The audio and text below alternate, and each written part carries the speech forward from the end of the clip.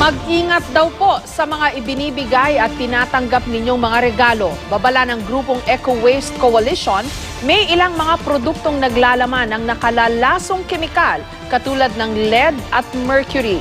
May report si Tina Panganiban Perez. Isang linggo bago magpasko, marami pa rin ang naghahabol ng mga panregalo. Taon-taon, paulit-ulit din ang paalala ng Eco Waste Coalition.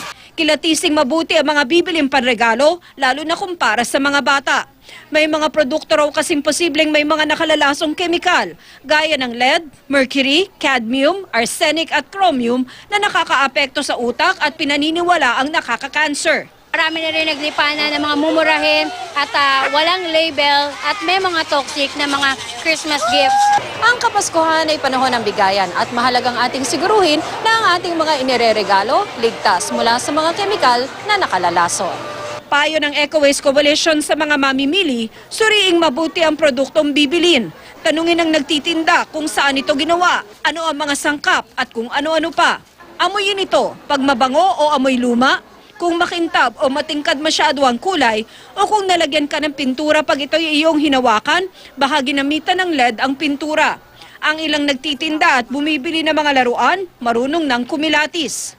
Pag open pa lang ng box, malalaman mo pa, maamoy mo na agad yung toxic, di ba? Yung maamoy kagaya ng ganito, wala naman pong, hindi naman safe naman po yung amoy niya, tsaka wala naman po nagre-reklamo. Presyo, number one presyo. Kasi pag mahal, siguro ano yun, siguro original, walang toxins yun. Pag mura, tapos kahawig, duda ka na doon. Sa presyo. Tsaka sa lugar na binibilang. Sabi ng Eco Waste Coalition, ang maganda raw ipanregalo, mga libro o iba pang gamit sa eskwelahan, pagkaing tayo ang nagluto o halaman. May kasabihang it's better to give than to receive, lalo na kung panatag tayo na ang ating regalo walang taglay na kemikal na nakalalason.